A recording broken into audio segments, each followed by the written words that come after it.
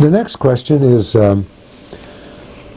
would you respond to a student who says, there is so much evil in the world, God cannot exist? Well, the problem of evil is a great problem, and I can't possibly address it well enough in 2 or 3 minutes. But and it's sometimes in religion it's called the problem of theodicy, or the justice of God. Is God just or is God unjust, which is implicit in this question. But I'd like to say 2 things about it that might help in the direction of some kind of, not necessarily answer, but embellishing or enhancing the question itself. And the first thing I'd like to say is that one of the most cherished things about being a human being is to have some measure of freedom. We are finite freedoms. And if we were robots or machines, then we might not be able to do evil.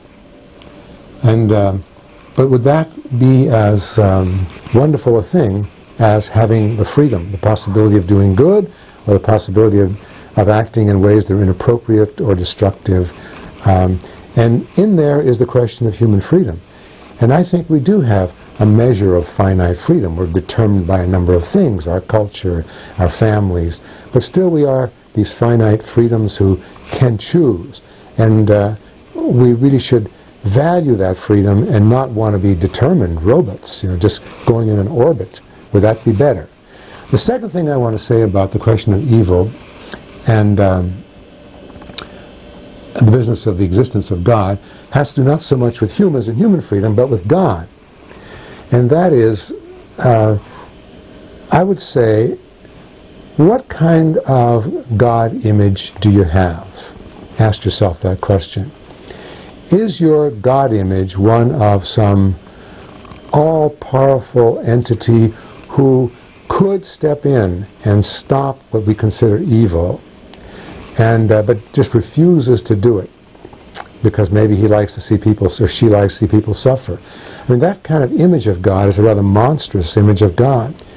And yet people do go around with that image. Now, I would like to question that image and suggest another image of God in reference to evil. And that is, instead of thinking of God as this all-powerful bulldozer who doesn't get into action when he should and clear the way for the good and clear out the evil from the path, think of God as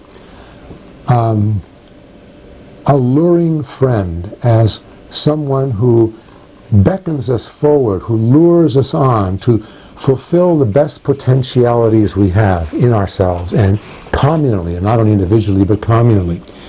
But this is a God that doesn't intervene, allows our freedom, protects our freedom. Our freedom is the glory of God. In some ways it gives praise to God. And so in this scenario, the God invites, but the God does not coerce, even when it comes to evil.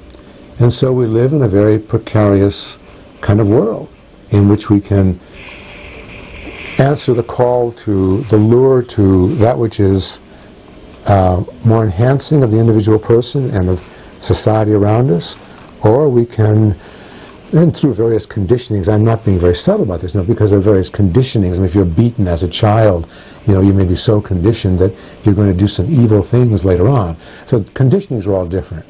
But can we answer as best we can, given our conditionings, can we answer the lure toward that which is better, that which is good? Which lure, by the way, comes not often enough, not directly from God to us, but through other people, through the world, through animals, through ecology, through nature.